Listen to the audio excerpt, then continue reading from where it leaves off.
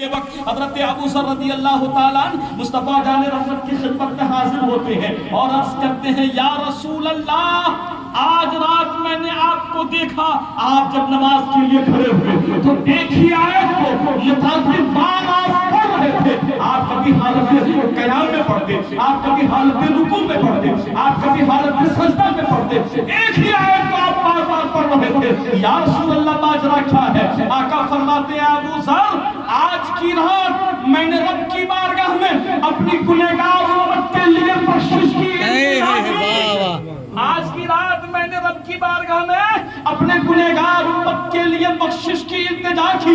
حضرت ابو ذر فرماتے ہیں یا رسول اللہ پھر کیا ہوا؟ رب کی بارگاہ سے کیا جواب ملا؟ اللہ تبارک و تعالیٰ نے آپ کی التجا کو قبول کیا کہ نہیں؟ آقا فرماتے ہیں اے ابو ذر جب میں نے رات کو رو رو کر متعدد بار اس کی آیت کو کبھی حالت رکوع میں, کبھی حالت سجدہ میں, کبھی حالت قیام میں بار بار پڑھا اور اپنے گنہگار امتیوں کے لیے رب کی بارگاہ میں اپنے گنہگار امتیوں کی بخشش کے لیے میں نے رب کی بارگاہ میں دعا کی, رب کی بارگاہ میں التجا کی تو اللہ تبارک و تعالیٰ نے میری التجا کو سبحان اللہ سبحان اللہ التجا کو قبول فرما لیا. دیکھیے آقا رات بھر ہم گنہگار امتوں کے لیے مغفرت کی دعائیں مانگ رہے ہیں حضرات, اور دیکھیے آقا کو ہم گنہگاروں سے کس طرح محبت ہے. حضرت ابن ابی حالہ فرماتے ہیں کان النبی صلی اللہ تعالی علیہ وسلم متواصل الاحزان دائم الفکرت لیست لہو راحہ.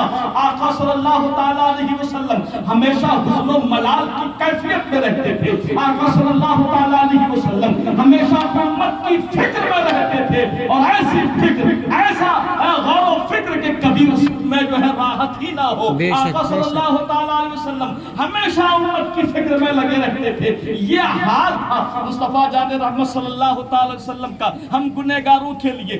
آقا صلی اللہ تعالی علیہ وسلم ہمارا وقت دعا مانگ رہے ہیں. مکی زندگی کو پڑھ لیجئے, مدنی زندگی کو پڑھ لیجئے. آقا مدینے میں ہے تب بھی ہم گنہگاروں کے لیے مغفرت کی دعا مانگ رہے ہیں. آقا مدینے میں ہے, آقا مکے میں ہے تب بھی ہم گنہگاروں کے لیے مغفرت کی دعا مانگ رہے ہیں. اتنا ہی نہیں, آؤ دیکھو حضرات محترم مسلم شریف کی حدیث ہے. میرے آقا ارشاد فرماتے ہیں حیاتی خیر لکم و مماتی خیر لکم. اے لوگوں میری زندگی بھی تمہارے لیے بہتر ہے, وفات بھی تمہارے لیے بہتر. لوگ خاموش ہیں کہ زندگی بھی بہتر, وفات بھی بہتر. حضرت عمر بن خطاب رضی اللہ تعالیٰ عنہ عرض کرتے ہیں یا رسول اللہ بات سمجھ میں نہیں آئی, آپ کی زندگی ہمارے لیے بہتر, بات تو سمجھ میں آ رہی ہے, آپ زندہ ہیں, آپ کا قرآن کی آیتیں اتر رہی ہے, آپ ہمیں بتا رہے ہیں, اس اعتبار سے آپ کی زندگی ہمارے لیے بہتر, لیکن یا رسول اللہ آپ کی وفات ہمارے لیے کیسے بہتر؟ بات سمجھ میں نہیں آ رہی ہے, ماجرا کیا ہے؟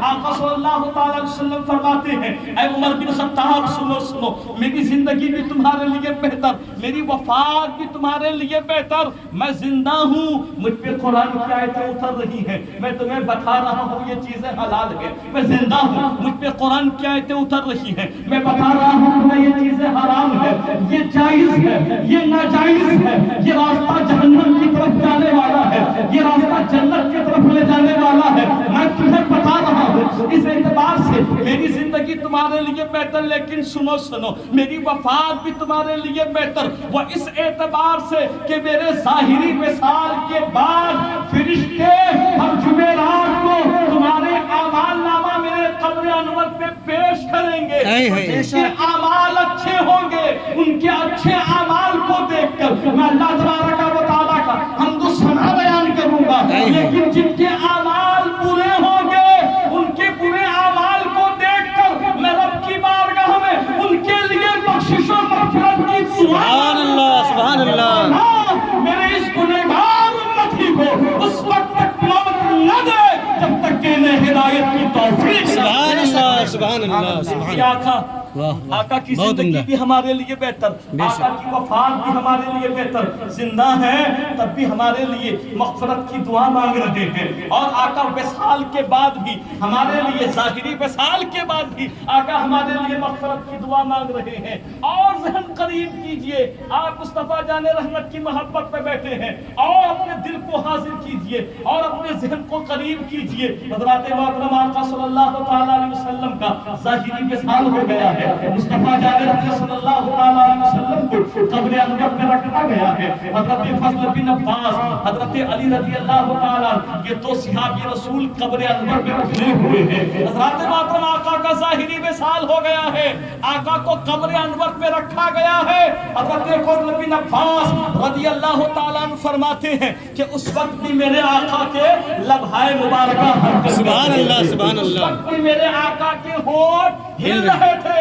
آپ کو قبر انور پہ رکھا گیا ہے، حضرت فضل بن عباس صحابی رسول قبر انور پہ اترے ہوئے ہیں، کیا دیکھ رہے ہیں کہ اس وقت بھی آقا کے ہونٹ ہل رہے ہیں، اس وقت بھی آقا کے ہونٹ حرکت کر رہے ہیں۔ حضرت فضل بن عباس نے سوچا ذرا اپنا کان لگاؤں اور سنو اس وقت میرے آقا کیا فرما رہے ہیں۔ جب حضرت فضل بن عباس نے اپنے کانوں کو لگایا تو ان کے حیرت کی انتہا نہ رہی، کیونکہ اس وقت بھی مصطفیٰ جان رحمت ہم گنہگار امتوں کے لیے سبحان اللہ سبحان اللہ سبحان اللہ سبحان اللہ اغفر لی امتی، اللہم اغفر لی امتی، اللہم اغفر لی امتی۔ یا اللہ میری امت گنہگار ہے، میری امت خطا کار ہے، اس گنہگار امت کو بخش دے، اس گنہگار امت کو میرے حوالے کر دے۔